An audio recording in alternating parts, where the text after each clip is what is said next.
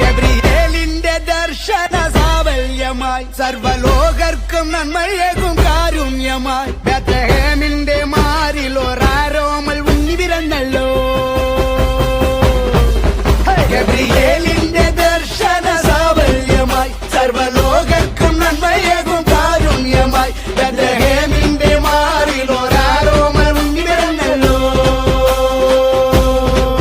പിന്നിൽ താരകൾ പുൽകിരി തൂകി മണ്ണിൽ കോരിയ നാളങ്ങൾ പാടി അവൻ പള്ളിക്കറ്റയണിഞ്ഞിട്ട് കണ്ണും തിമ്മി തുറന്നിട്ട് കുഞ്ഞിക്കാലിട്ടടിക്കുകയാ.